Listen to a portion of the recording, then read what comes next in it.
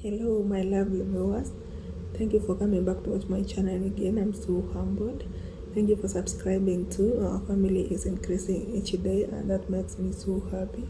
If you are new to this channel, feel most welcome. This is the right place to be. Meet the lucky mom here. Deborah Nyanchuka is my name. I created this channel to give my viewers hope and encourage you to be optimistic. No situation is permanent.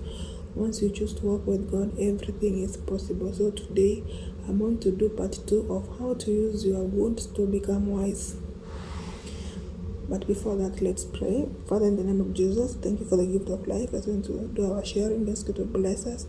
Help us so that we can have a great impact into our lives. In Jesus' name we pray and believe. Amen. How to use your wounds to become wise. Before I had already told you that pain is for the living, and for those of us who have the opportunity to be alive, we have to feel that pain. The dead don't feel pain because their time is already up. So I want to go direct because this is part 2 on how you can use your wounds to become wise. Point number 1. Admit to your emotional pain so that you can deal with it and heal. Sometimes it's hard to admit that you are emotionally pained. Let me say like that. Emotional pain is less dramatic than physical pain. You can easily say, my leg is aching, but you can't easily say that my heart is broken. So if you know your heart is broken, you need to admit so that you can see how to deal with it and you can heal. If you don't admit, if you make frequent attempts of concealing this pain, it is going to become huge and it's going to become a problem to you. So you need to admit to emotional pain, then you start dealing with it and you'll be okay. So that is one way you can use your wounds to become wise. Okay, point number 2 is that ask yourself positive questions. That is another way. Don't ask yourself like, why me? What if I did like this? Why didn't I? Those are just negative questions. Imagine you can't allow somebody to ask you those demoralizing questions like, what happened? Those are just, if you ask yourself negative questions, you are going to get negative answers. So this is the time you need to ask yourself positive questions like, what am I going to do to move forward? Now that you have been wounded, now you have experience, you've been hurt. What are you going to do to move forward? So ask yourself positive questions and not negative questions. Point number 3, view every challenge as an education assignment. Ask yourself, what is this situation meant to teach me?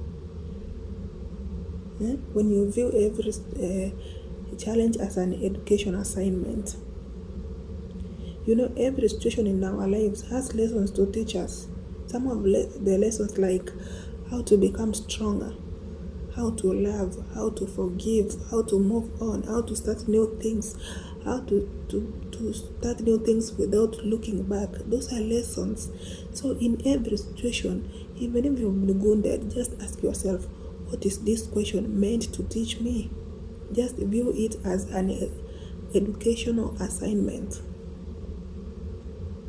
so that you can be able to learn. If you see it as an education assignment, then it means you are better to go. So, point number 4. Emotionally detach yourself from your problems.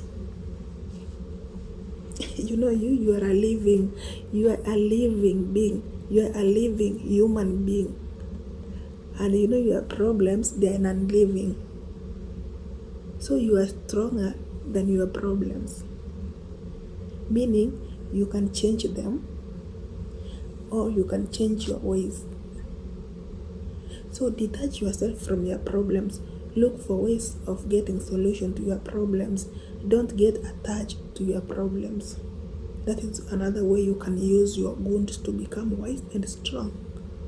So detach yourself from problems. Look for a way of solving them. For you are a living being, and your problems, they are not living, then it means you are powerful. You can conquer. Another point is that let go of what used to be and no longer is. This is a difficult situation, by the way. Letting something go is not easy as it sounds.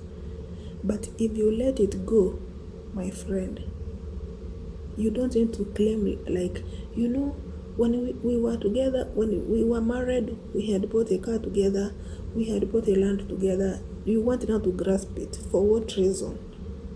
If you have lost it, just accept you have lost it. And then let it go. If you let it go, you are detaching yourself from toxic problems of the past. Let it go and learn to move on. This is the hardest thing to do, but it is the healthiest way to move forward.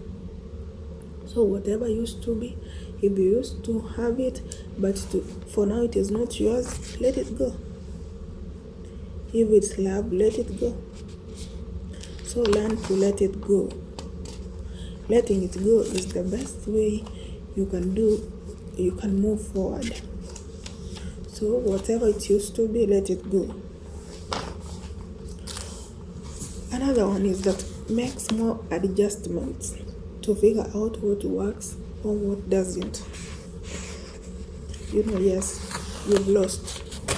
Now where are you going to start from? You can try to make small adjustments. Now if you used to have maybe a lot of money, but now you've lost everything, you need to adjust yourself. Maybe if you used to do partying, but now things have changed, you need to adjust. If you adjust, you can see what works and what doesn't work. Also, this is not easy, but it is possible. So you can say, maybe I used to earn a lot of money, but I have lost this job. I'm already hurt. I can't start another big business. Maybe I'll start a small business that it will continue growing gradually. So you start with small. Try the small things that you can do, not the big ones.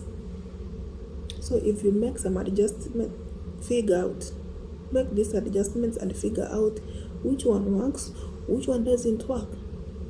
By doing that, you could have used your wound to become wise and strong. So if you like this video, thumbs up. You can subscribe to this channel for more sharing. May God bless you so much. See you next time. Bye.